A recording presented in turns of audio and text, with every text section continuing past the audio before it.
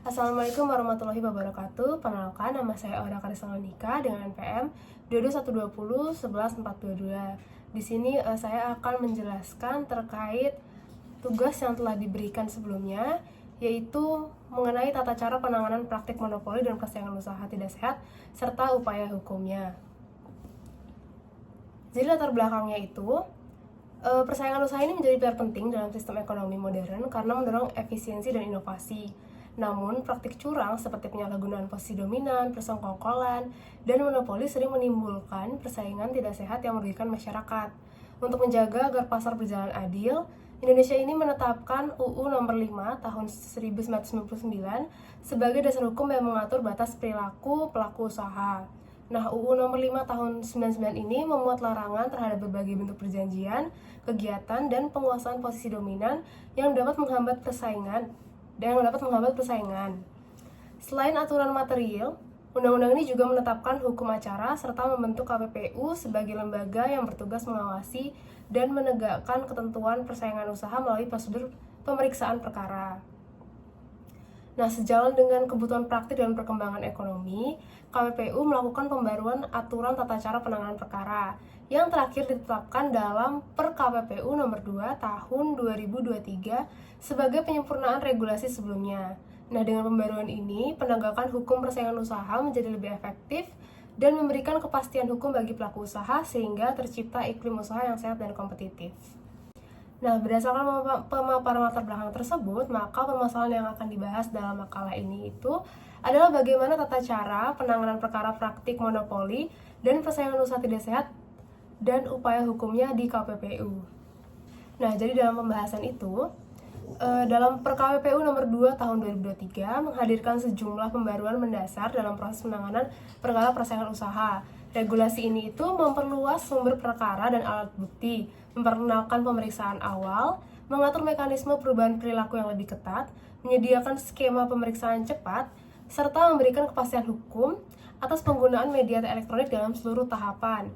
Meskipun terdapat inovasi tersebut, struktur dasar penanganan perkara tetap konsisten dengan regulasi sebelumnya, yaitu melalui tahapan klarifikasi, penyelidikan, pemeriksaan oleh majelis komisi, putusan, dan pelaksanaan putusan.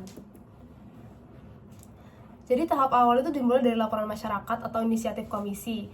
Laporan diverifikasi melalui klarifikasi administratif untuk memastikan identitas para pihak, kelengkapan dokumen, serta kesesuaian dugaan pelanggaran dengan ketentuan UU Nomor 5 Tahun 99. Nah, jika memenuhi syarat, perkara ini akan dilanjutkan ke tahap penyelidikan, di mana KPPU mengumpulkan alat bukti melalui pemeriksaan, saksi dan ahli, pengumpulan dokumen, dan permintaan keterangan dari pelaku usaha. Nah, apabila terdapat bukti yang cukup, perkara dilimpahkan ke majelis komisi untuk diperiksa melalui pemeriksaan pendahuluan dan pemeriksaan lanjutan.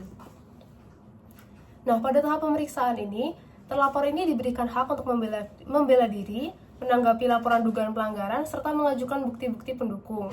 Di sisi lain, mekanisme perubahan perilaku menjadi instrumen alternatif yang dapat diajukan pada tahap awal, dengan ketentuan hanya dapat digunakan satu kali dan dituangkan dalam fakta integritas. Jika terlapor gagal mematuhi komitmen tersebut, perkara otomatis dilanjutkan ke pemeriksaan lanjutan. Nah, setelah pemeriksaan selesai, majelis komisi melakukan musyawarah tertutup untuk menyusun putusan. Jika pelanggaran terbukti, majelis dapat menjatuhkan sanksi administratif berupa denda atau perintah perbaikan perilaku usaha.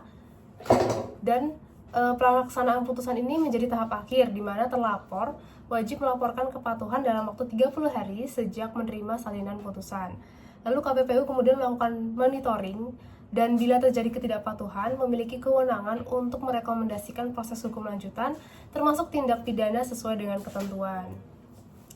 Nah, jadi dari hasil bahasan yang tadi itu diperolehlah kesimpulan bahwa penegakan hukum persaingan usaha di Indonesia berlandaskan UU Nomor 5 Tahun 1999 dan dilaksanakan oleh KPPU, sementara Per KPPU Nomor 2 Tahun 2023 memperbarui prosedur penanganan perkara agar lebih efisien dan pasti secara hukum. Prosesnya mencakup penerimaan laporan, klarifikasi, penyelidikan, pemeriksaan majelis komisi, penjatuhan sanksi, dan pelaksanaan putusan. Pembaruan penting meliputi penguatan alat bukti, pemeriksaan awal dan cepat, penggunaan media elektronik, serta mekanisme perubahan perilaku yang hanya dapat diajukan sekali.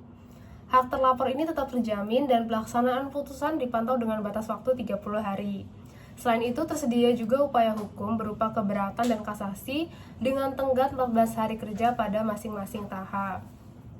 Demikian penjelasan dari saya mengenai tata cara penanganan praktik monopoli dan persaingan usaha tidak sehat serta upaya hukumnya. Saya mohon maaf apabila dalam penjelasan yang saya sampaikan terdapat banyak kesalahan dan kekurangan. Akhir kata saya akhiri, mohon maaf dan terima kasih.